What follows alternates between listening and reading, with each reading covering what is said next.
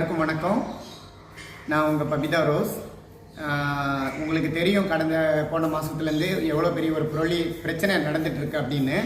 அதாவது ஈரோடு ராதிகா அம்மா வீட்டில் ஃபங்க்ஷனில் தமிழகத்தை சேர்ந்த திருநங்கைகளும் அந்த தலைவிகளும் அந்த பெரியவங்களும் சேர்ந்து எவ்வளோ பெரிய அமக்களம் பண்ணி எவ்வளோ பெரிய ஒரு இஷ்யூ ஆச்சு. அதனால் அவங்க எவ்வளோ வேதனை அடைஞ்சாங்க அப்படிங்கிறது குறித்து எஸ்பி ஆஃபீஸ், கமிஷனர் ஆஃபீஸ், அவங்களுக்குள்ள ப்ரூஃபில் இந்த மாதிரியெல்லாம் எவ்வளோ ஒரு பெரிய இஷ்யூ நடந்துட்டு இருந்தது.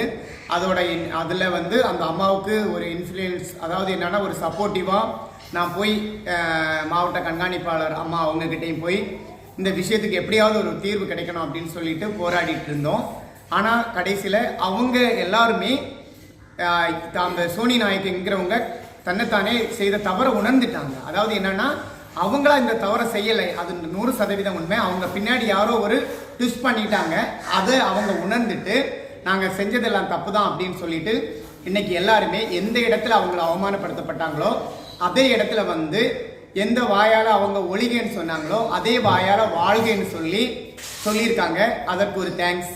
அதுக்கு அடுத்தது மாவட்ட கண்காணிப்பாளர் அலுவலகத்தில் போய் இவங்க தலைவியே இல்லைன்னு எழுதி கொடுத்துருந்தாங்க. ஆனால் இவங்க தான் சிறு வயசுலேருந்து இந்த மாவட்டத்தில் இருந்து நிறைய நல்ல விஷயங்களை செஞ்சுருக்காங்க. ரொம்ப மரியாதைக்குரியவங்க, தமிழகத்தில் மட்டும் இல்லாமல் இந்துஸ்தான்லேயுமே மதிக்கத்தக்க ஒருத்தங்க அப்படின்னு சொல்லிட்டு எழுத்து மூலமாக இவங்க தான் தலைவி அப்படிங்கிறத எழுத்துப்பூர்வமாக அதிகாரப்பூர்வமாக கொடுத்துருக்குறீங்க. அதற்கு ஒரு நன்றி. அது மட்டும் இல்லாமல் நீங்கள் ஏன் இந்த நன்றி சொல்கிறேன் அப்படின்னா, உங்களுடைய தவறுங்கிறது மனிதர்களுக்கு இடையே நடக்கக்கூடிய ஒரு சகஜமான விஷயம். அதுலேயும் நம்ம திருநங்கைகளுக்குள்ள என்ன தவறு இருந்தாலும் அடுத்த நிமிஷம் மன்னிக்கக்கூடிய ஒரு விஷயம். அதனால நீங்கள் உங்களுடைய தவறை உணர்ந்து மன்னிப்பு கேட்டதுனால உங்களுக்கு நாங்கள் சொல்கிற நன்றி.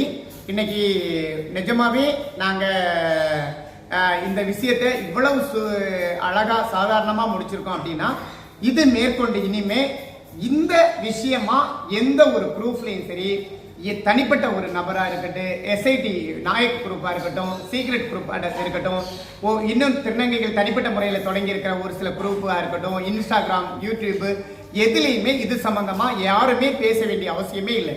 ஏன்னா அம்மாவோட மனசு, பூனாக்கார அம்மாவோட மனசு குளிரும்படியாகவும், சென்னையில் இருக்கிற அம்மா முன்னாஜி அம்மா அவங்களையும் அங்கே இருக்கிற திருநங்கைகளையும் எல்லாரையும் சாந்தப்படுத்தும் விதமாக அவங்க மன்னிப்பு கேட்டாங்க.